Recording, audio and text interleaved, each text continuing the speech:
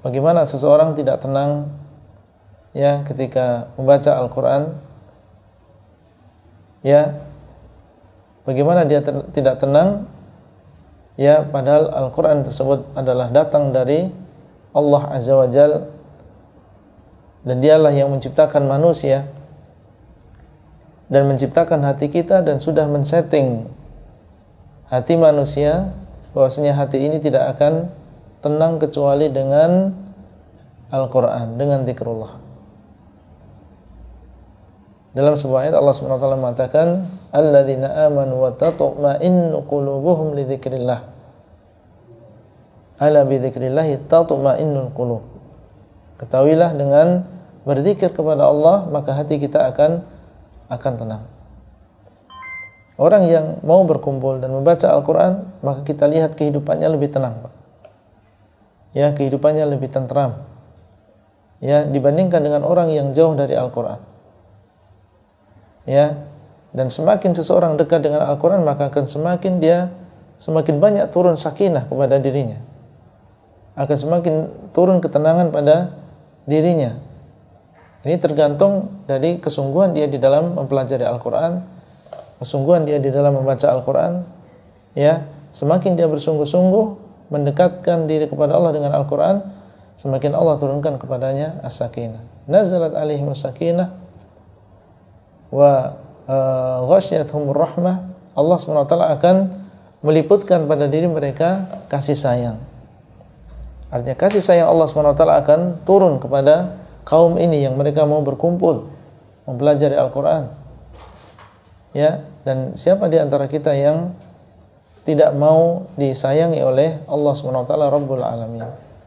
Kasih sayang Allah apabila turun kepada sebuah kaum, ya, diberikan mereka hidayah, diberikan mereka kemudahan, diberikan kepada mereka kebaikan, dijauhkan dari musibah. Ya, wa ghasyiyatuhumur rahmah, diliputi oleh rahmat Allah Subhanahu wa taala. Wa haffathumul malaikatu, dan malaikat akan menaungi mereka. Ya, di sana ada malaikat-malaikat Allah Subhanahu wa taala yang Allah tugaskan untuk hal ini. Mereka senang dengan orang-orang yang berzikir kepada Allah, senang dengan orang-orang yang taat. Makanya mereka sangat bergembira.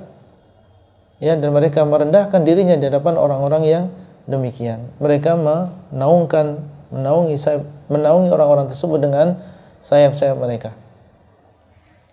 Kemudian yang keempat, wa dzakarahumullahu fiman indah, Allah akan menyebut-nyebut nama mereka di sisinya.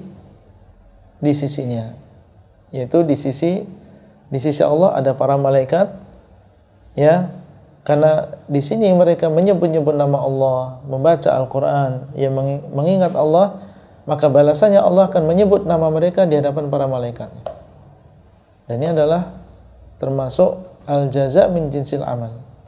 Balasan itu sesuai dengan jenis amalannya. Karena kita di sini mengingat Allah, nama kita disebutkan oleh Allah di sana.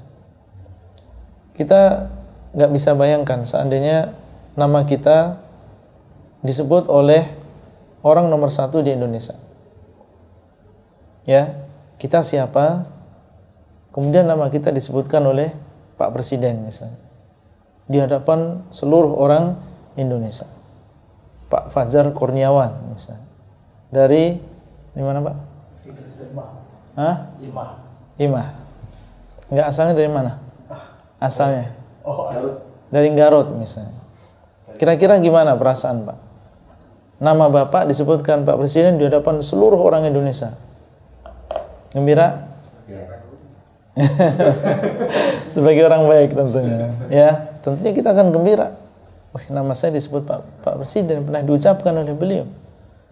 Ini baru tingkatan presiden gitu. Di hadapan manusia yang di situ ada orang yang bermaksiat, masih campur. Bagaimana seandainya Assalamualaikum warahmatullahi wabarakatuh, nama kita disebutkan oleh Allahu Rabbul Alamin. Ya. Di depan para malaikatnya. Yang mereka adalah makhluk Allah yang la ya'sunallaha ma amarahum wa yaf'aluna ma yu'marun. Ya, mereka adalah makhluk yang tidak bermaksiat kepada Allah, ya, atas perintah Allah SWT, dan mereka mengerjakan apa yang diperintahkan kepada mereka. Tentunya ini adalah sebuah kebanggaan tersendiri, nama kita disebut oleh Allah di hadapan para malaikatnya.